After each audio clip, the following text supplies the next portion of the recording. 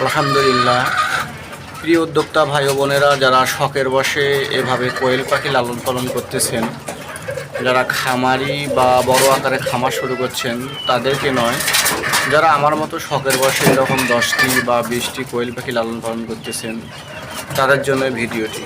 আসলে কি কোয়েল পাখি একটি লাভজনক ব্যবসা?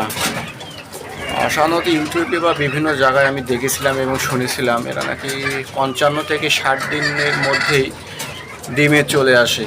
তো আমার এই বাচ্চাগুলোর বয়স প্রায় 3 মাস প্লাস। আল্লাহ রহমতে আমি এখন পর্যন্ত কোনো ডিম পাইনি। আর এখানে মনে হয় আমার 3 থেকে 4টি সর্বোচ্চ পুরুষ পাখি আছে, বাকি সব নর। 20টি পাখি ছিল, তার ভিতর 5টি আমার প্রথমে বোর্ডিং অবস্থায় মারা যায়, এখন 15টি আছে। এরা প্রায় প্রত্যেক দিন 20 গ্রামের অধিক খাদ্য খেয়ে থাকে।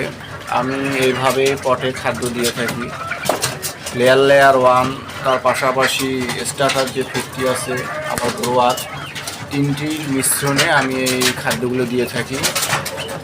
এবং পাশাপাশি ইসেল, এডি, ক্যালসিয়াম এই জাতীয় খাদ্য আমি দিয়ে থাকি, অর্থাৎ ফুড সাপ্লিমেন্ট যাকে বলে, যাতে দ্রুত ডিমে আসে।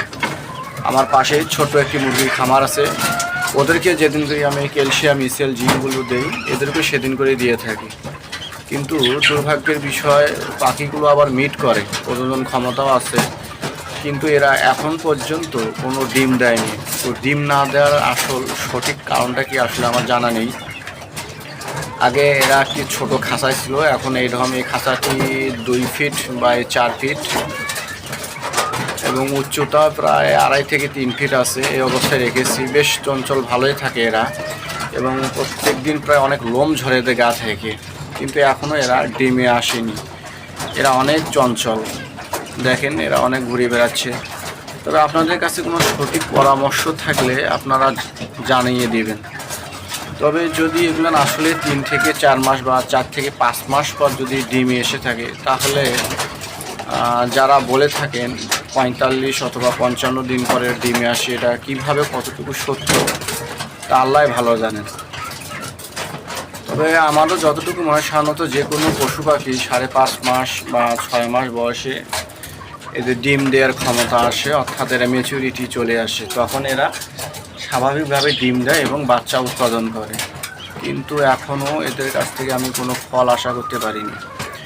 তো আপনাদের কাছে কোনো সঠিক পরামর্শ থাকলে অবশ্যই জানাবেন। আর যদি এগুলো আসলে আমাদের মতো যারা শখের বশে পালন করে থাকি বাসা বাড়িতে, যাতে লস না হয়, তাহলে আপনারা অবশ্যই এই জিনিসগুলো রাখবেন না। এমনিতে খাওয়ার জন্য আপনারা 15টি বা 20টি রাখতে পারেন, এটি আপনাদের জন্য খুব লাভবান এবং ভালো হবে।